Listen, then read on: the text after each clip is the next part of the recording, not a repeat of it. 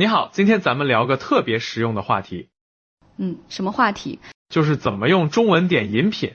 你别小看这个，其实里面学问可大了。很多人觉得点饮品嘛，不就是说个名字的事儿，但实际上从你进门到拿到饮品，这一整套流程，每个环节都有门道。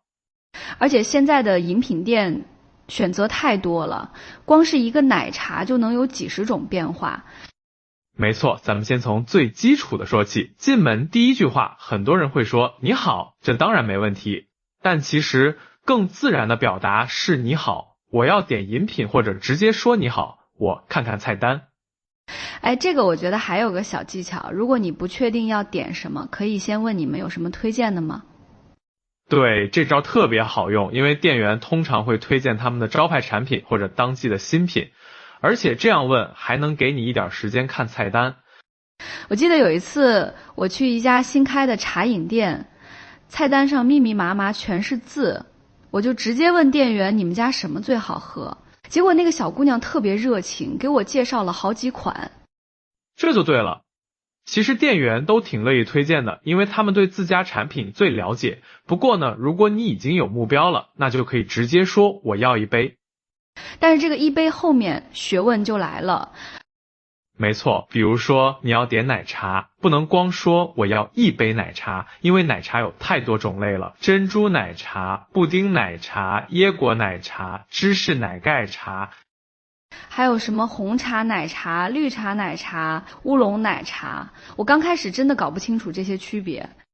所以你得说具体一点，比如我要一杯珍珠奶茶，或者来一杯芝士奶盖茶。而且现在很多店光说名字还不够，还得选择各种参数。对，这个特别重要。首先是大小，一般有大杯、中杯、小杯，有些店叫超大杯、大杯、中杯，你可以说要大杯的或者中杯就行。然后是冰度，这个我觉得特别有意思，中国的饮品店在这方面真的很贴心。是的，一般有正常冰、少冰、去冰、温的、热的，你可以说正常冰或者少冰，谢谢。如果不想要冰，就说去冰。我一开始不知道去冰这个说法，总是说不要冰，虽然店员也能理解，但去冰听起来更地道。然后是甜度，这个也很重要，因为每个人对甜的接受度不一样。一般有全糖、7分糖、5分糖、3分糖、无糖，我个人比较喜欢5分糖，不会太甜，也不会没味道。我也是5分糖派，你可以说5分糖，谢谢，或者甜度5分。有些人喜欢说半糖，其实就是5分糖的意思。对了，还有一个很重要的就是配料。这个确实容易被忽略。比如珍珠奶茶，有些店的珍珠是要单独加钱的，有些是免费的。你可以问珍珠要加钱吗？或者你想加其他配料，比如布丁、椰果、红豆，可以说再加个布丁，或者要不要加点椰果。咱们来模拟一个完整的对话，比如你走进一家奶茶店。好啊，那我当顾客，你当店员。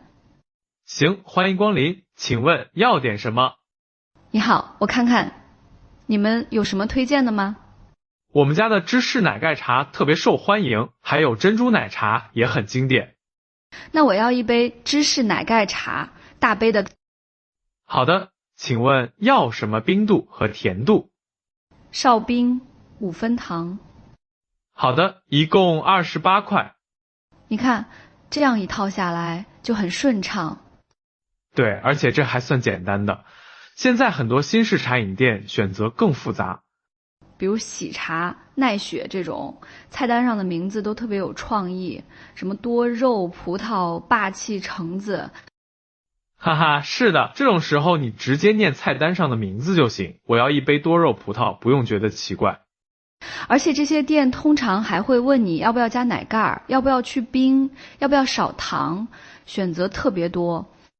所以我建议，第一次去新店的时候，可以先观察一下前面的人是怎么点的，或者直接问店员这个饮品有什么可以选择的。对，不要不好意思问，店员都很有耐心的。咱们再说说咖啡店，咖啡店的点单又有点不一样。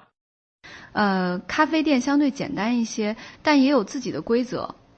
比如星巴克，你可以说我要一杯拿铁，然后店员会问你要什么杯型。星巴克有中杯、大杯、超大杯，对应的英文是 tall, grand, venti。不过用中文完全没问题，中杯拿铁、大杯美式，这样说就行。然后咖啡店通常会问你要不要加糖，要不要加奶，你可以说加一包糖或者不用加糖，谢谢。有些人喜欢特殊要求，比如少奶多奶泡，温一点，这些都可以直接说。对，咖啡师都很专业，这些要求对他们来说很常见。我有个朋友特别有意思，每次点咖啡都要说拿铁，去冰、加热、多奶泡、少咖啡。哈哈，这基本上就是热牛奶了。不过没关系，只要你能清楚表达你的需求就行。对了，还有一个很实用的表达就是打包和堂食。这个很重要。如果你要带走，可以说打包或者带走；如果要在店里喝，就说堂食或者在这里喝。有些店会主动问打包还是堂食，你直接回答就行。咱们再聊聊一些特殊情况，比如你对某些成分过敏，或者有特殊的饮食要求。这个确实很重要，比如有人对牛奶过敏，可以说我不能喝牛奶。有豆奶吗？或者可以用燕麦奶代替吗？现在很多店都有植物奶选择，豆奶、燕麦奶、椰奶什么的，你可以直接问有什么奶可以选择。还有糖尿病患者，可以说我不能吃糖，有无糖的选择吗？对，或者说可以用代糖吗？现在大部分店都有无糖选项。我觉得还有一个情况挺常见的，就是想要尝试新口味，但又怕踩雷。这种时候可以问这个口味怎么样，或者第一次喝，你觉得我会喜欢吗？或者说这个会不会很甜，这个酸不酸这样的问题。店员通常都会很诚实的告诉你，如果他们说这个比较甜，那你就知道要选择低糖度了。对了，还有一个小技巧，如果你不确定要点什么，可以说给我推荐一个不太甜的，或者有什么清爽一点的。这样店员就能根据你的喜好来推荐了，比你自己盲选要靠谱多了。咱们说说付款，现在基本都是手机支付了。对，店员通常会说一共多少钱，然后你可以说微信或者支付宝，他们就会给你看二维码。有时候店员会问现金还是刷卡，你就说手机支付或者扫码。付完款记得拿小票，上面通常有取餐号码。对，然后就是等餐了。有些店会叫号，有些店会叫名字。如果你没听清楚，可以主动问，请问我的饮品好了吗？或者直接报你的取餐号码，请问88号好了吗？拿到饮品记得说谢谢，这是基本礼貌。咱们再说说一些地方特色饮品的点法，比如广东的凉茶。凉茶店的氛围和奶茶店完全不一样，通常比较传统一些。对，你可以说来一碗凉茶，注意是一碗，不是一杯，因为传统凉茶是用碗装的。而且凉茶通常比较苦，如果你接受不了，可以问有没有甜一点的。或者问这个苦不苦，店家会如实告诉你。还有北京的酸梅汤，夏天特别受欢迎。酸梅汤一般就是来一杯酸梅汤，没什么特殊要求，不过可以问冰的还是常温的。对了，咱们说说一些容易出错的地方。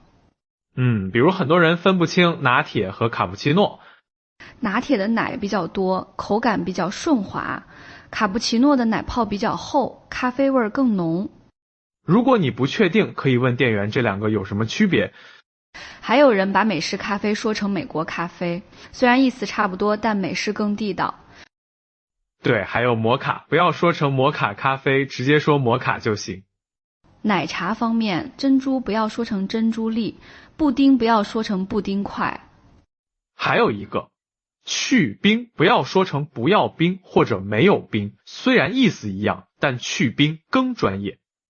对了，还有个特别实用的表达，就是一样的。对，比如你和朋友一起去，朋友点了一杯饮品，你觉得不错，就可以说我也要一样的。或者和他一样，这样就不用重复一遍所有的要求了。咱们说说一些新兴的饮品类型。比如现在很火的新中式饮品。对，什么刺梨汁、姜黄饮、苹果黄芪水，这些名字听起来就很养生。